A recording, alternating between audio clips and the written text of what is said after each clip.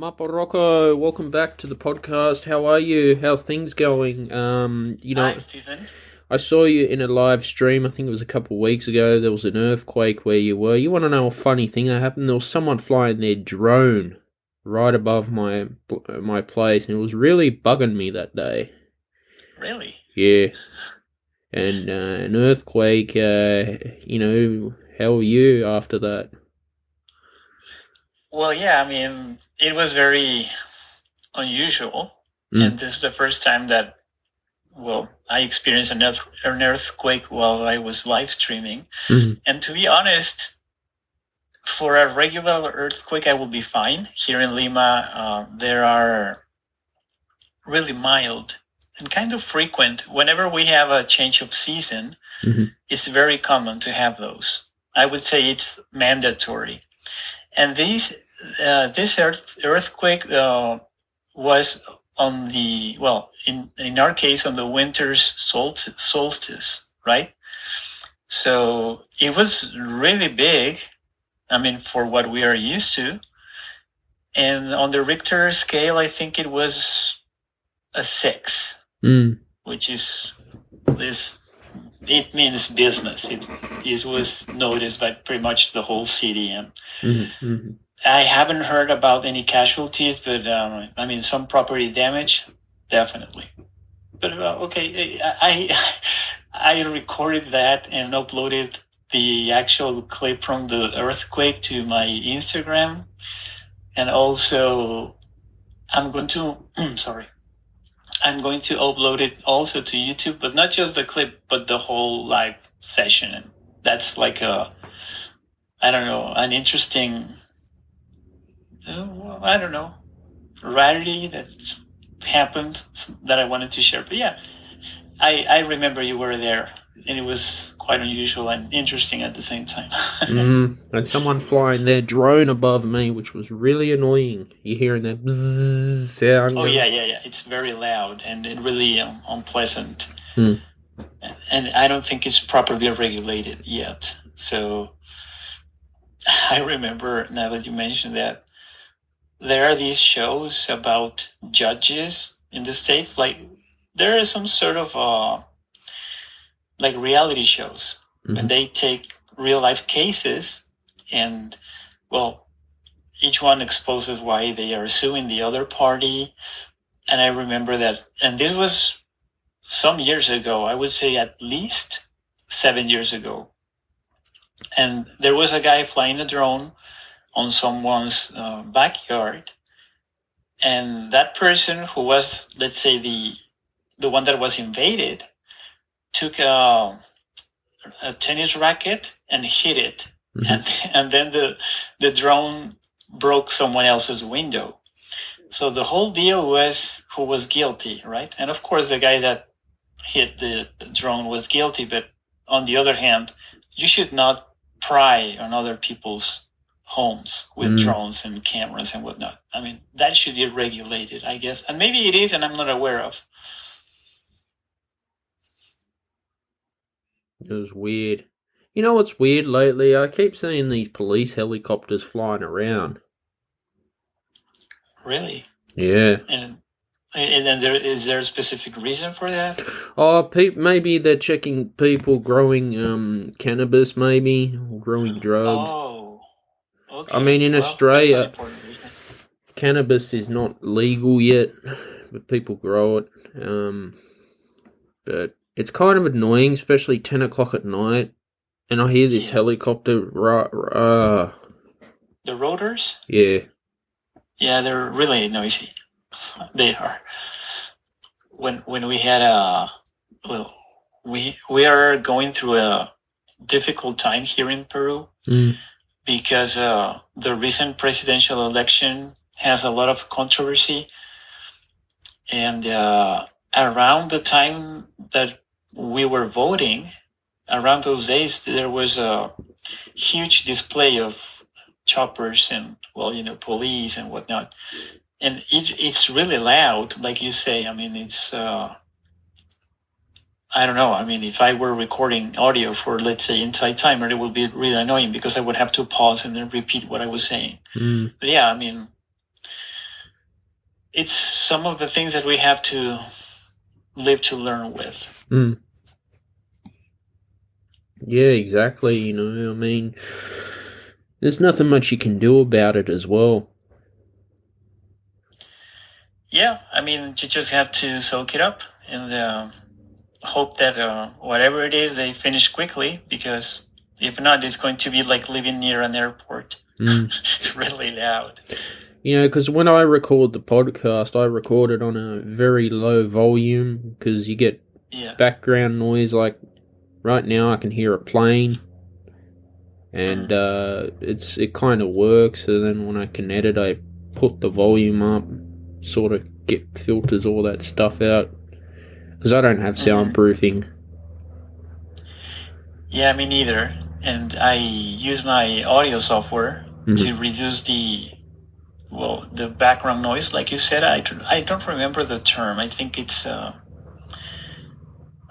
floor noise, something like that, which is the regular sound that you're going to have in the background, depending on your equipment, of course. And so I do use that, and it helps a lot, especially when I'm recording, let's say, courses, which are paid for. So the sound has to be pretty much perfect. But yeah, I mean, I feel your pain, brother. I know what you're saying, definitely. No, but no, I've had no complaints on the podcast with the sound, which is good. I remember I was doing an episode of it, I think it was a year ago, and my granddad was mowing the lawn. I was with a friend of mine. I mean, you look at some of Joe Rogan's early episodes, he didn't pay too much attention to the audio quality. Something you just get better with as you go. Exactly. Yeah, I mean, the first thing is just to create something worth consuming. Yeah, so I mean, sound's a very personal thing as well. Yeah, it's trial and error at the end of the day. I agree. And well, one thing is that whenever you're recording something, the equipment that you use may make you feel that you're doing a great job. But if you listen to your work or watch your work in someone else's devices, then you'll see, let's say, the things that you can improve. I remember that, when I bought my microphone, the one I'm using right now, I told one of my brothers, and he said, yeah, well, that's great because your videos had a lot of background noise. I was like, really? I wasn't even aware. So what I did was go and I took my iPad and played one of my videos and cranked the volume to the highest it could go. And man, they were really noisy, but I was not aware of that. So yeah, and as you notice those things, you can improve. For example, right now I'm using a new lens on my camera that you may not notice any difference, but I do. This one is what they call a prime lens, which has no zoom, but it's more it's sharper, right? And I'm happy. And it was a small investment for my channel and my content. So yeah, as you said, you go little by little, but the most important part is to create something worth either listening to or watching to. Yeah, exactly. You will improve. It's something that you just improve on regularly as well.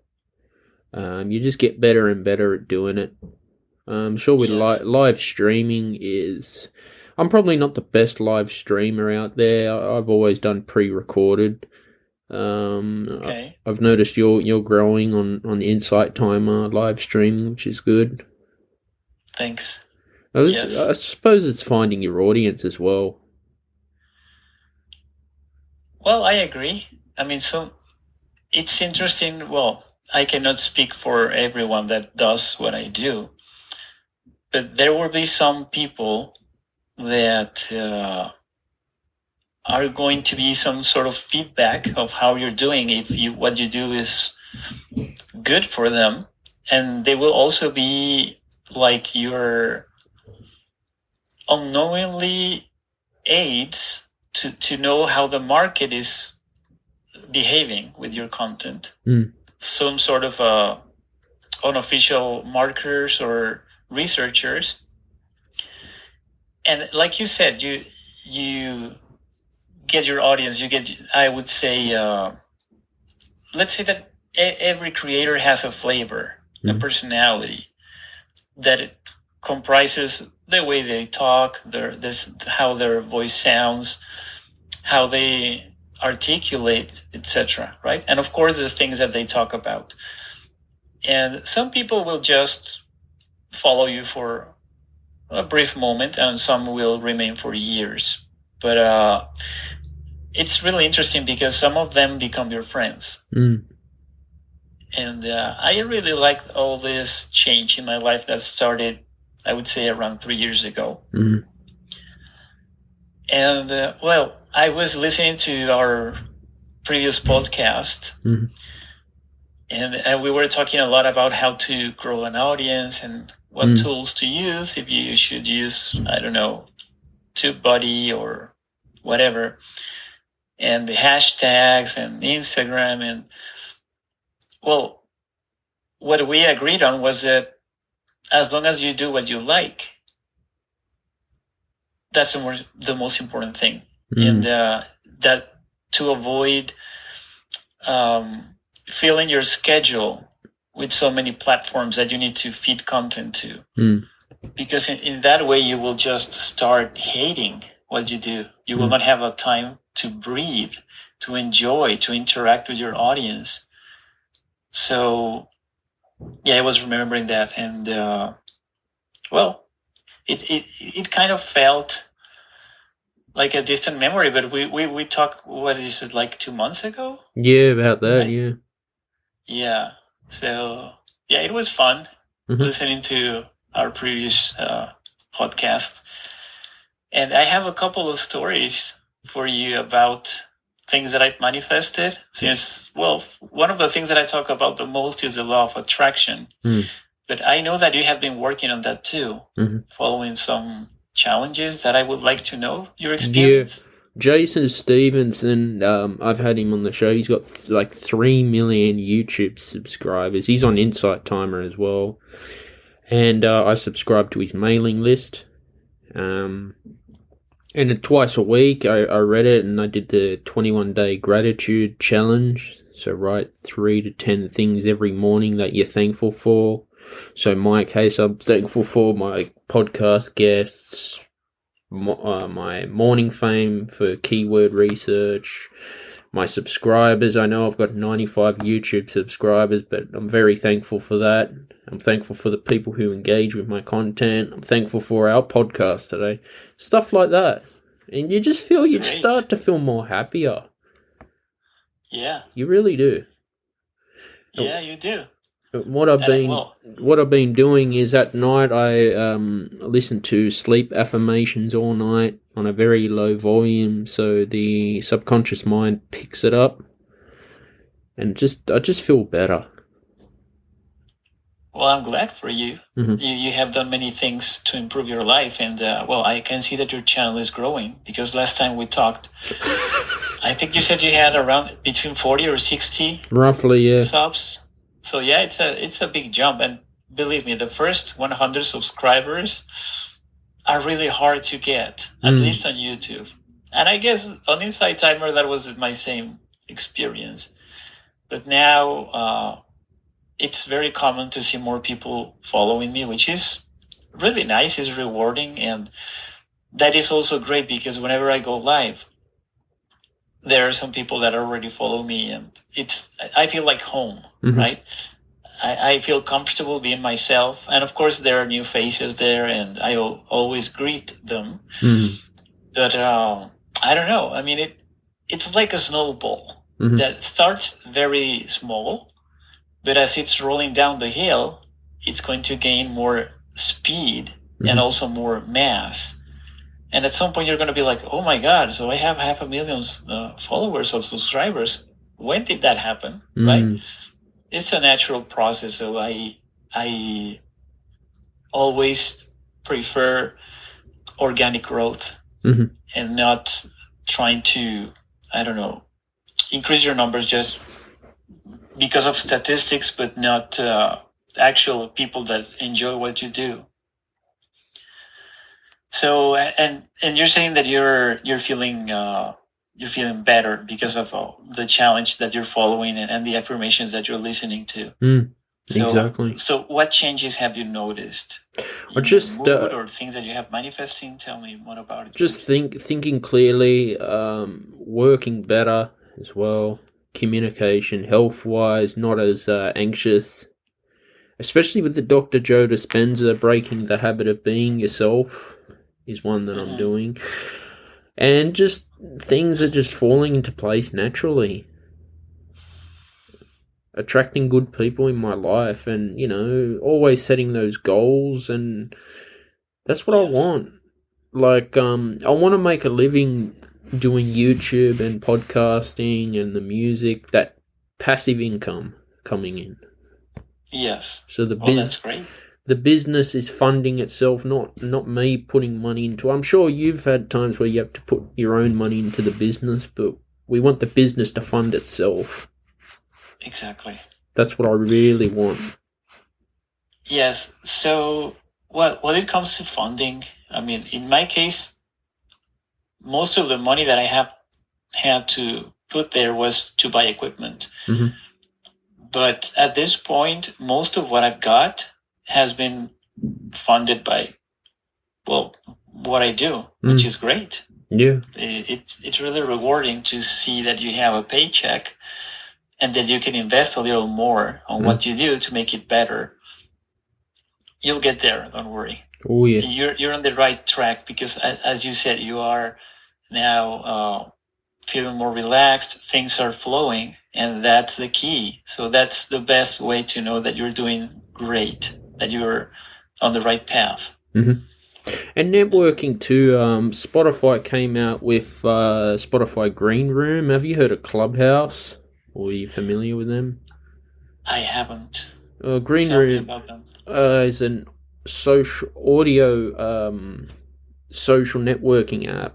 So you can network with people in the other side of the world, musicians, meditations. I can record a podcast on the Green Room. So that's been good to network with people in the United States and get my music at least shown on the stats from, Queens in New York or Los Angeles. Wow.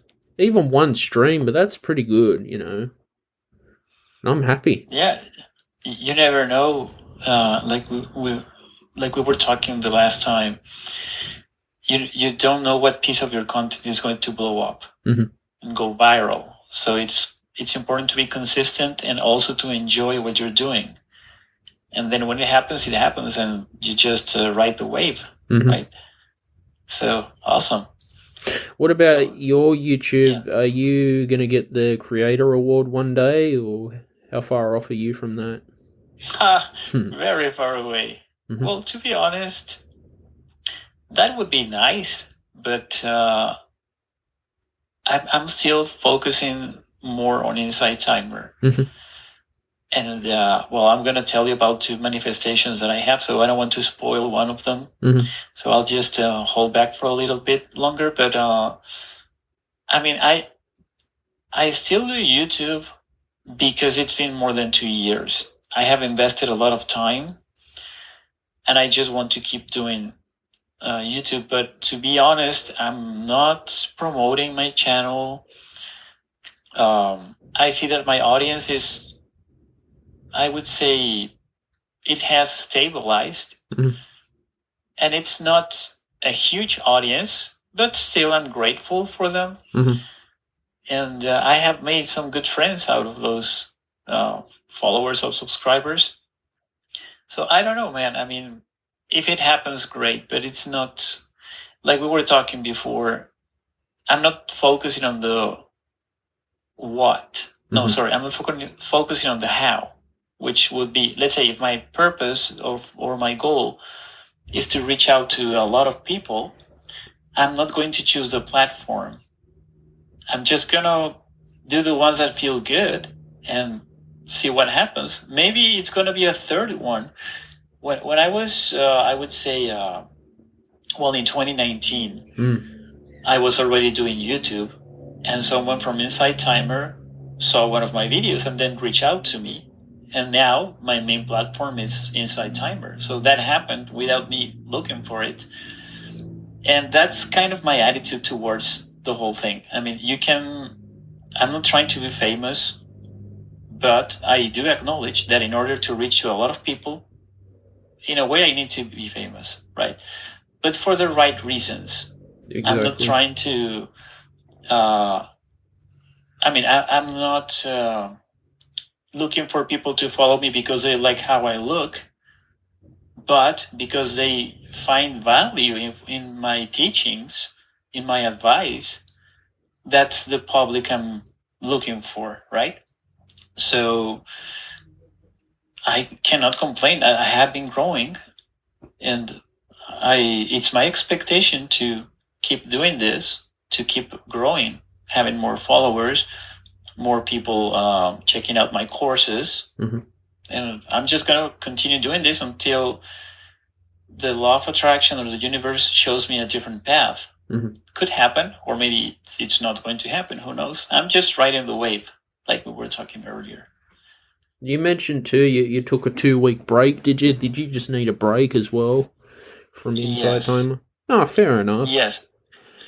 Well, the last time I took some time off was in December 2020. Mm-hmm.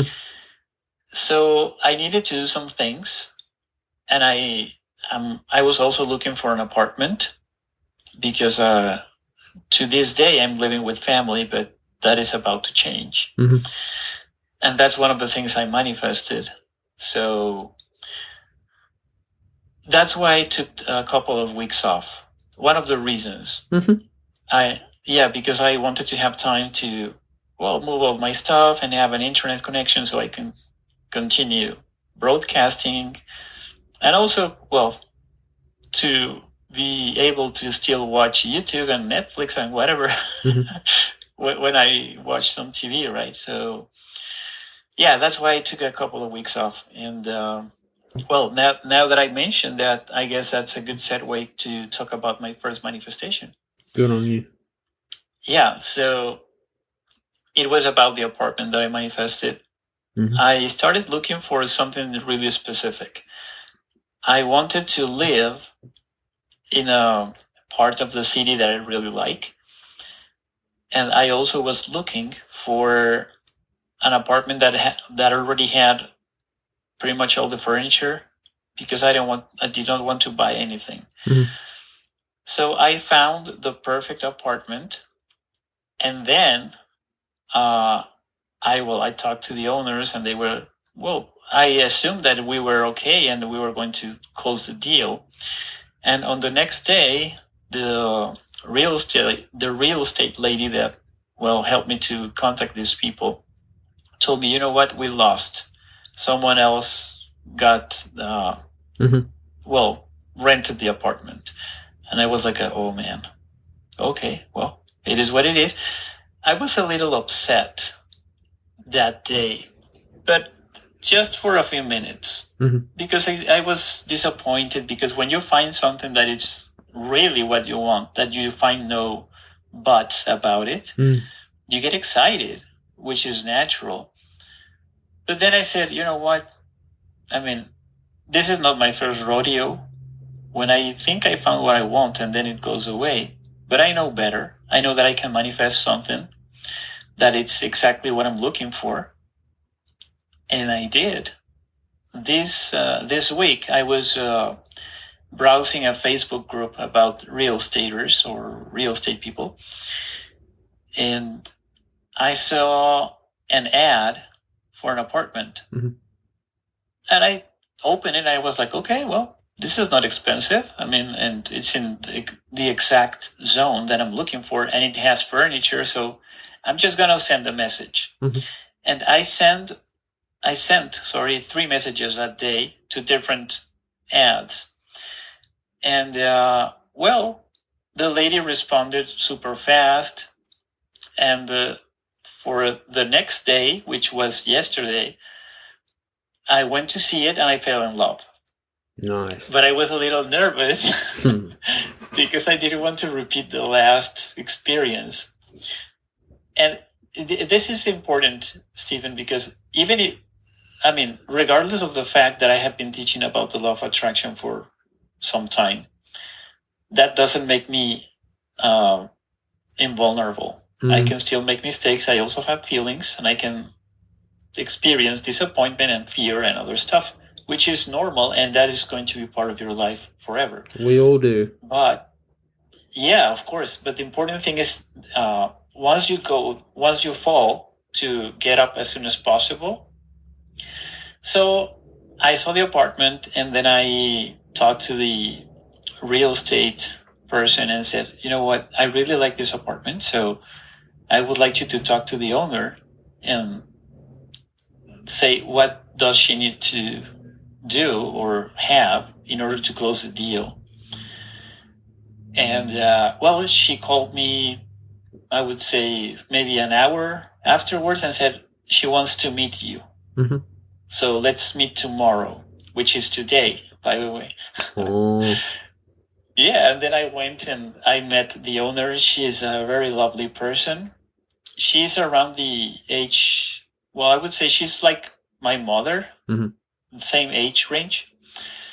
And we connected. She was really good and friendly, and we closed the deal. So I'm super happy about it.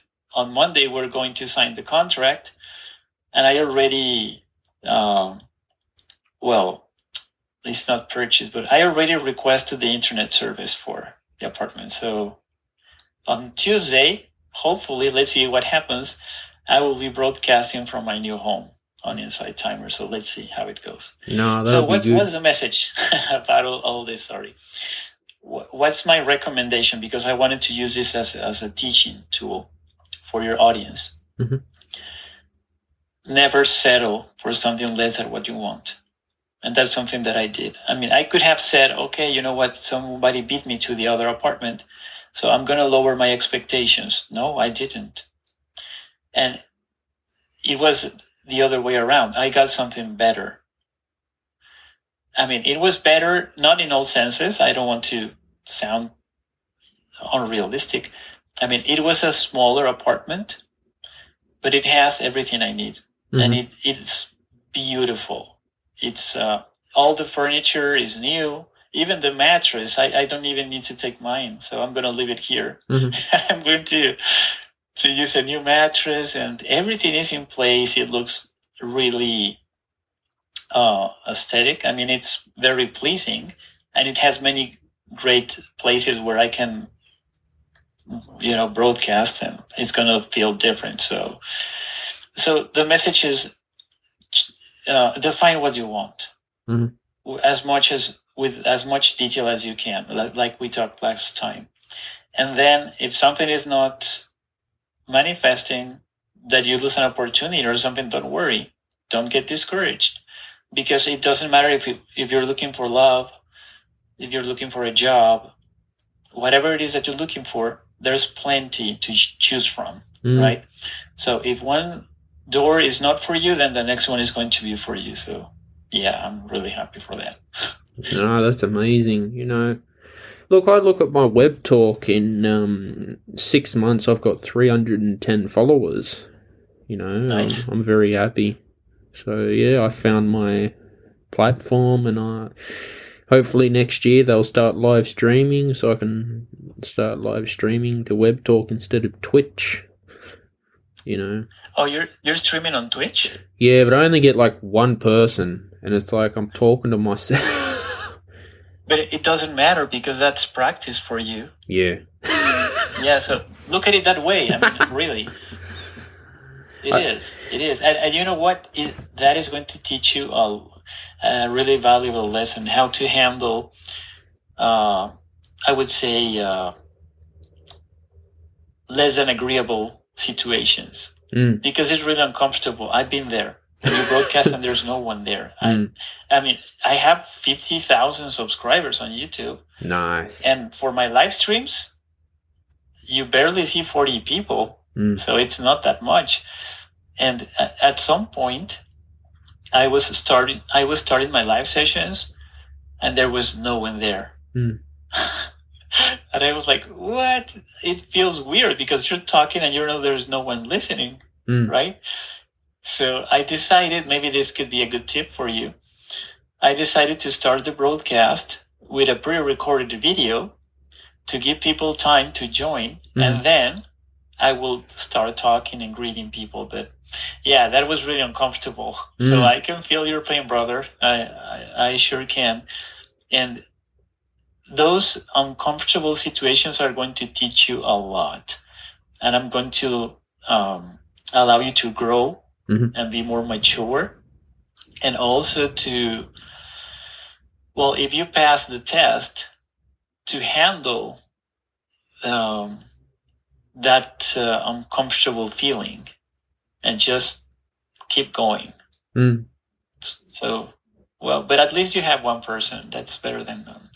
It is. I mean, I do publish the recording to my podcast in case, people can listen to them, but I tend, when I'm streaming by myself, I tend to like go and like run out of things to talk about. So I've had to write on a paper what I want, and usually if it was 20 minutes, I got to the point. That was it. What's your strategy with doing a live? Well, I have many tips for you. The first one is that I have two types of content. Well, two approaches, I would say. I can write a script and use a teleprompter for some part of my teaching. And in those cases where you don't have people or there are just a couple, that's perfect because you have something to say and you don't need to worry about what they're saying at that moment because you're just talking and spreading your message, if you will.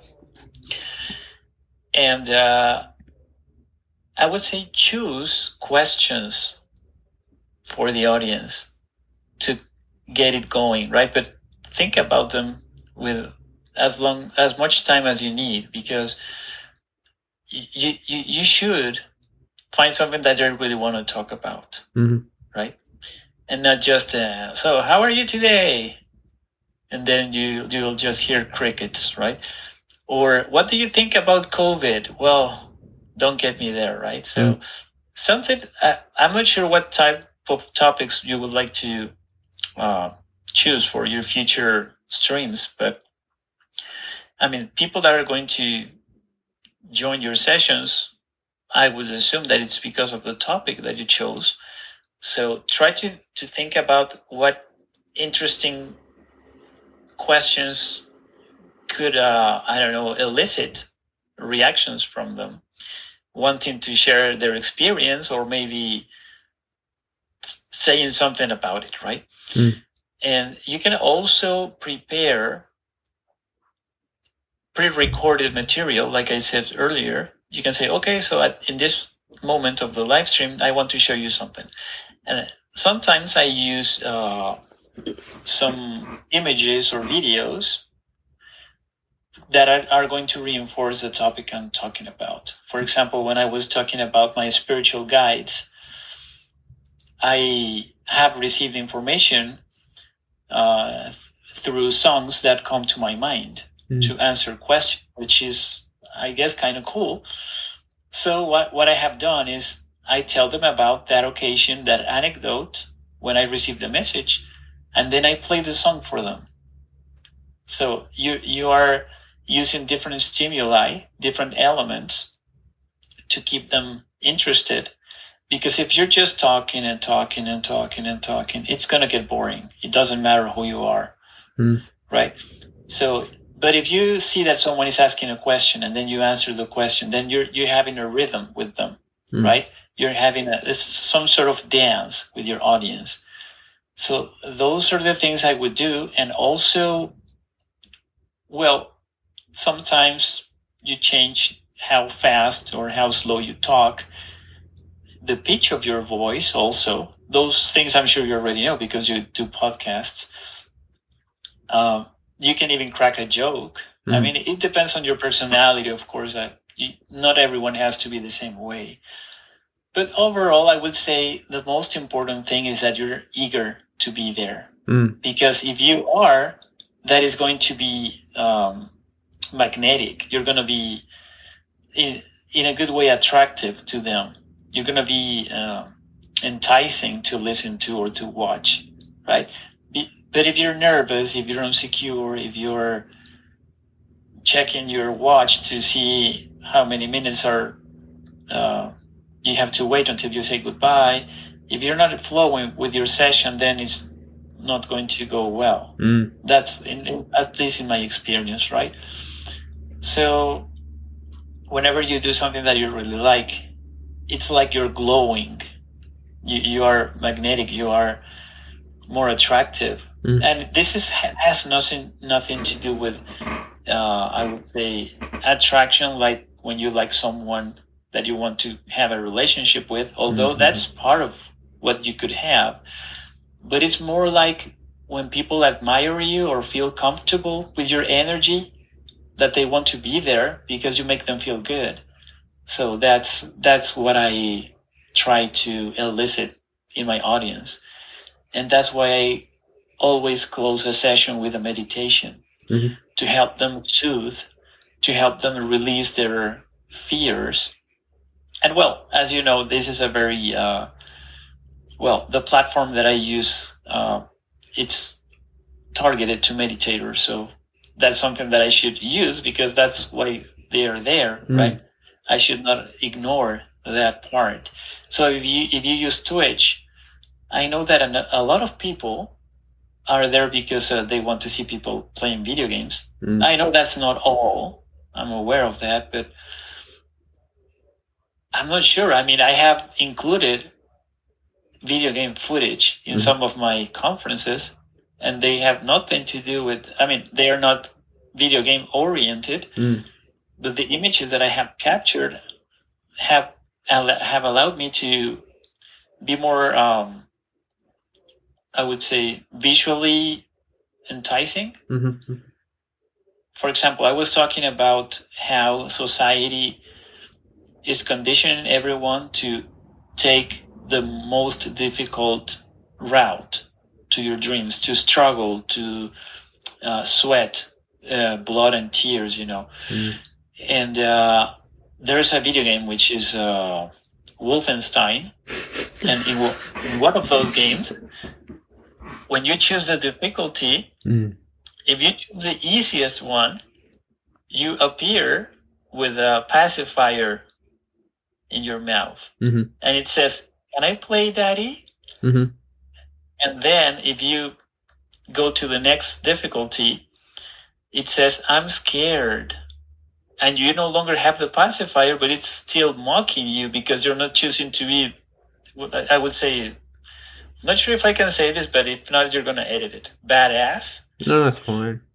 Okay, so, but as you go, as you increase the difficulty level, you look more badass. And it's like you're being conditioned to choose the hardest difficulty, because if not, you're just a wuss, right? So, but I use that part of the game to show them this is what society is telling you in every media platform, that you should always suffer if something is worth it, and it's not true. And but I mean, I kind of went to another place with my answer, but yeah, I mean, use as many elements as you can to keep your audience entertained, because at the end of the day, you're an entertainer. It doesn't matter if you're giving technical information, or if you're meditating with people, or if you're playing video games, or giving the news. You have to entertain. Exactly. Why?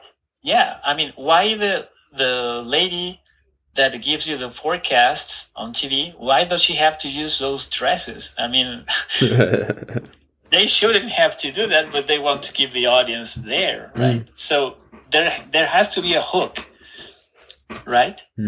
For people to be engaged, to watch your content, to consume your content, and to follow you or subscribe, whatever it is. Yeah, exactly. So those my tips. You gotta have value. Of course.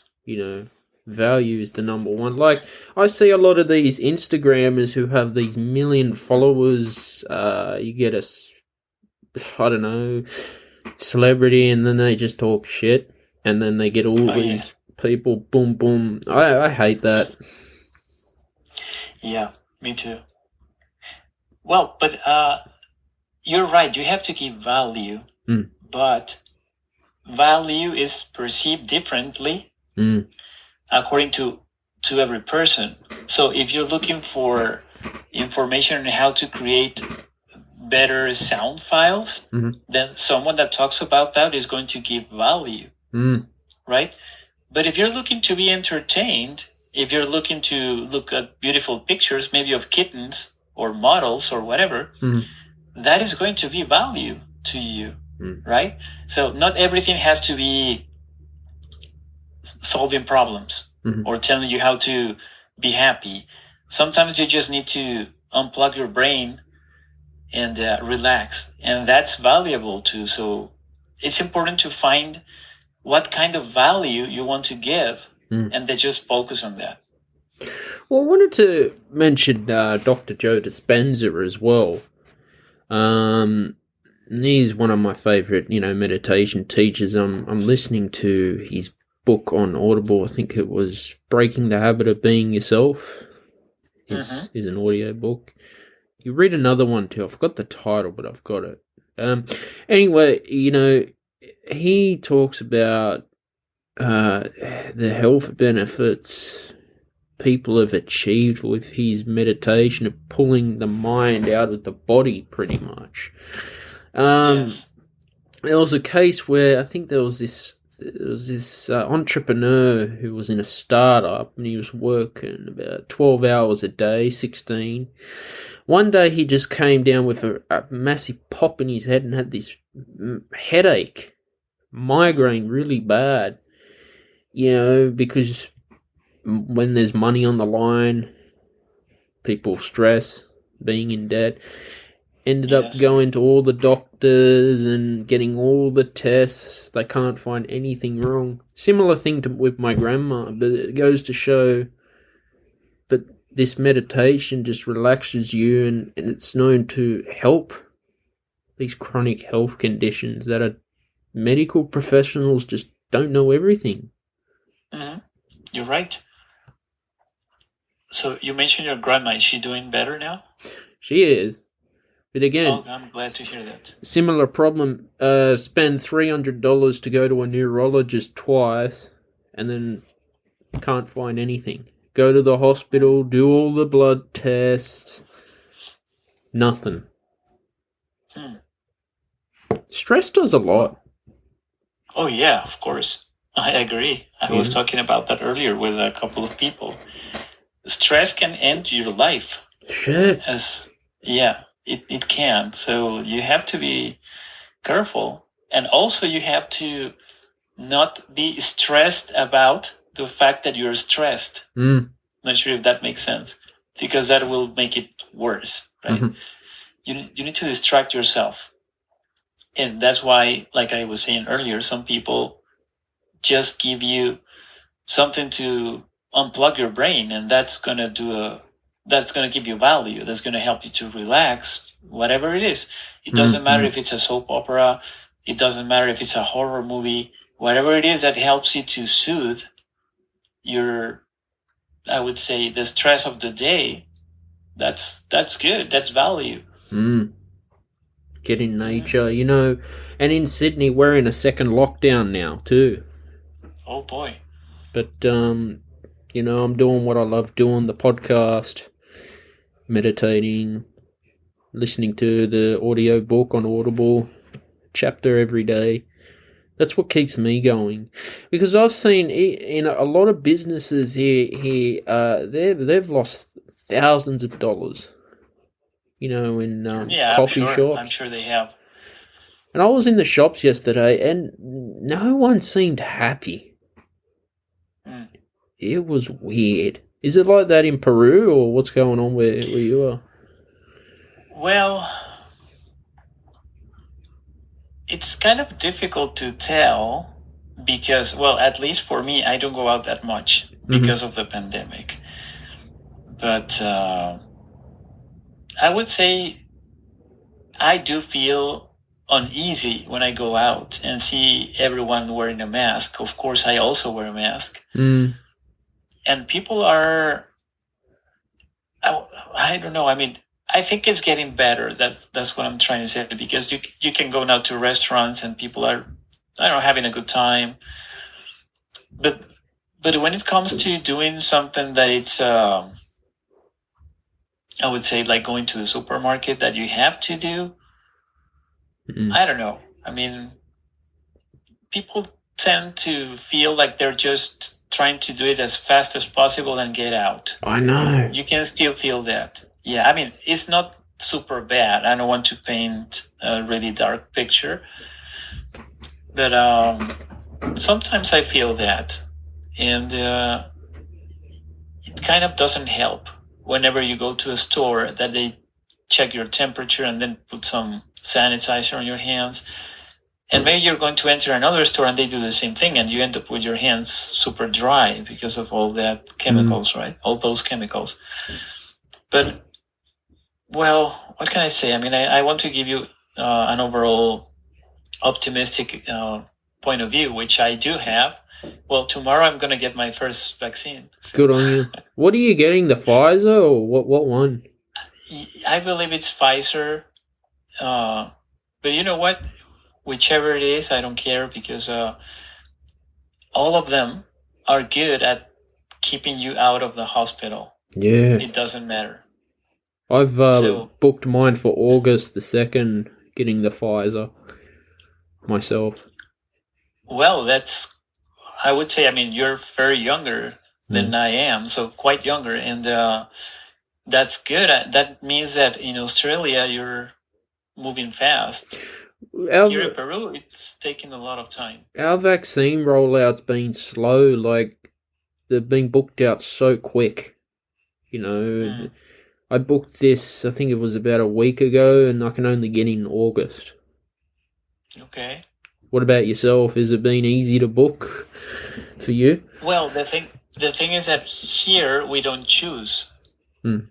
They started going with people over 80 years old, and then going down, right? So they started, I would say, around March, and now in July it's my turn. I'm in my 40s, so it took a while to get here, but I to be honest, I thought it was going to take longer. So I'm happy. And if I compare this to Mexico, where my brothers and my mother live, they are just a little bit ahead of us, because my brothers are younger than I am, and they already received their 2 shots. So, but we're kind of on the same, I would say, speed, right? So I don't know. I mean, the way things are done in Australia, it's kind of amazing that you were able to book your vaccine for August, because you just need to wait a couple of more weeks and you're golden. And like I said, you're way younger than I am, so that's a good indicator that well, you're going faster, which is great. And but I just wonder, I mean, the vaccine is just the first step, because the immunity is going to last for maybe half a year, and then you will need another shot, right?